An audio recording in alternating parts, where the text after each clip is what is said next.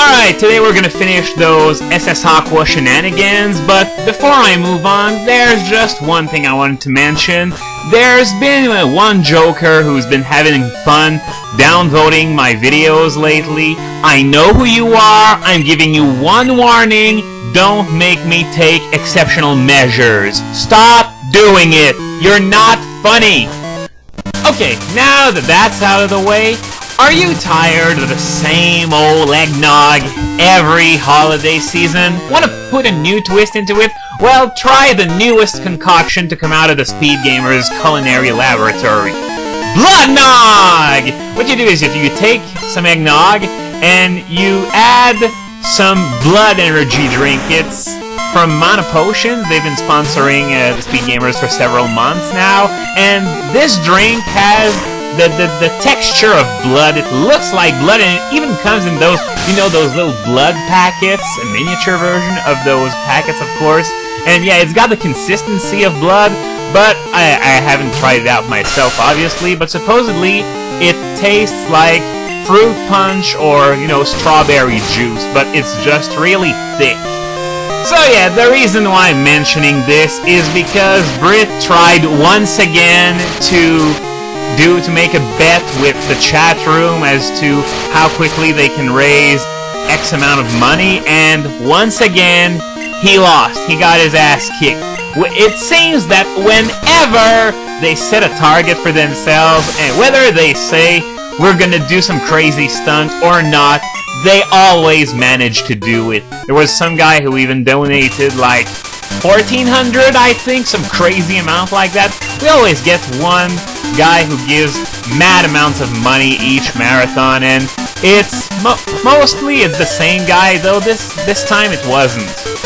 But the end result was that they ended up collecting $4,000 more quickly than you could say Blood Nog, so he was stuck drinking the whole thing. And the funny twist in that is that he had already drunk a huge amount of eggnog prior to even getting started on the Blood Nog, and it was fun seeing him, you know, prepare the Blood Nog, because the blood, and when I refer to blood, I'm talking about the energy drink, not blood. And yeah, the blood was floating above the eggnog, and you could see that the two really don't agree with each other. So he started shaking it with a spoon, and he had a lot of trouble getting the two to mix. And eventually he started drinking it, though, as I said, he had already drunk a huge amount of eggnog beforehand, so it was really difficult for him to do so. You had the impression that he was gonna throw up at any time, but managed to stay all in. And yeah, he wasn't sure whether it tasted good or not. He was like, you know, this isn't so bad actually, this tastes like strawberry shake. And then he'd take another shot and he'd say, oh my god, this is horrible! No, actually this is great. So we never knew whether it tasted good or not. Though I imagine that for a guy who managed to down in part, because there were others who drank it, you know, the Vegemite shake from the Final Fantasy Marathon, well, there are no words to describe how that thing was horrible, so I can't imagine that Blood Nog tastes a lot better than a Vegemite milkshake. Poor Brit, but I think he got his lesson. Don't promise to do some crazy stunt if you reach a certain amount of money, because you are gonna reach that amount of money. No, on second thought, continue doing so, because it's for charity, and it's totally worth downing a glass of Blood Nog for. Believe me. And ironically, it was my stomach that hurt all night after he drank the Blood Nog.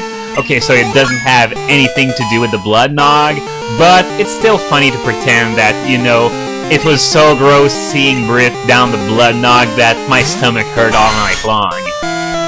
But Blood Nog wasn't the only unholy concoction that they had to put in their stomachs during the Resident Evil Marathon. Nope.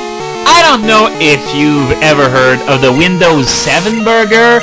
It's a Whopper that's sold in Japan that has 7 patties. Just thinking about it, well, it makes me sick to my stomach, because I love burgers, okay?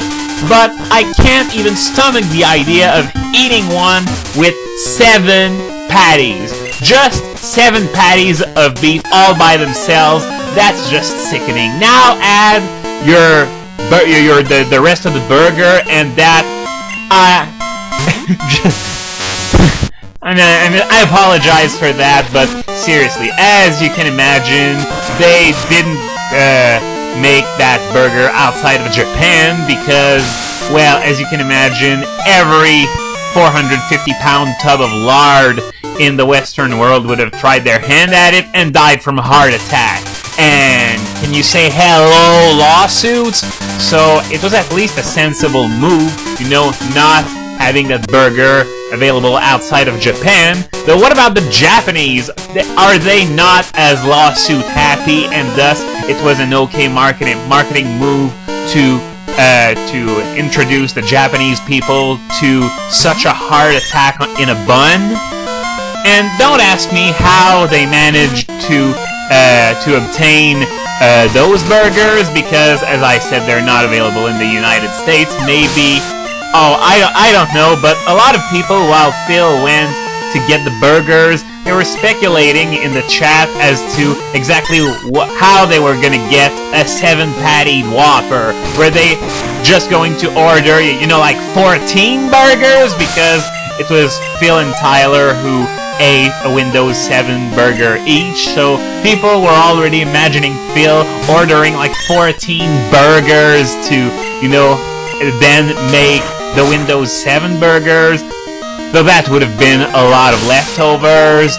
But yeah, eventually he brought home 2 big, fat Windows 7 burgers. And I'm not making this up. And then they started eating it, and Tyler was like squeezing his burger to try and eat it, because no one has a mouth big enough to be able to chew on that in a normal fashion, so he was trying to squeeze the burger, and we didn't see on camera, but Phil mentioned that there was a tidal wave of fat pouring out of Tyler's burger and spilling everywhere.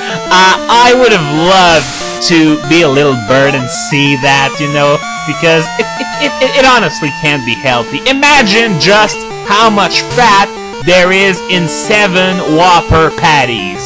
That would have been insane.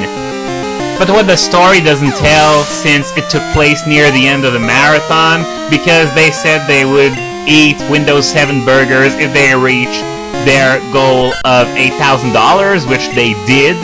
And yeah, the story doesn't tell if they had trouble digesting those burgers. Did they puke them back up?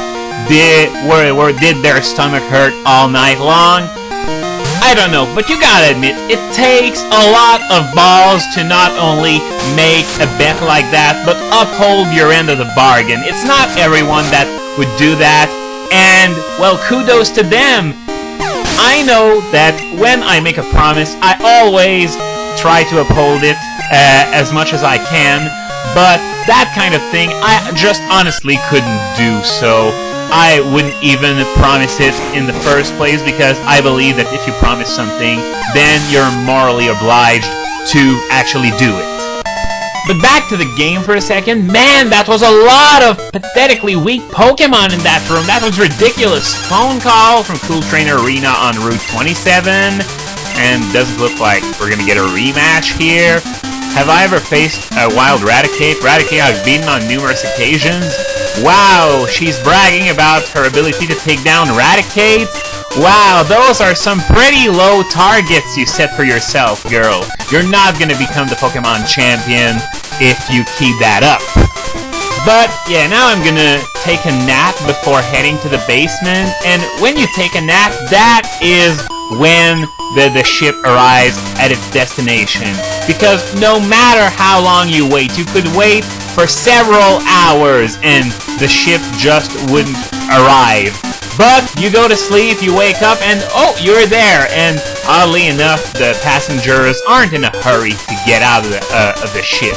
So I'm just going to cut this right here, and I'll be right back after the break.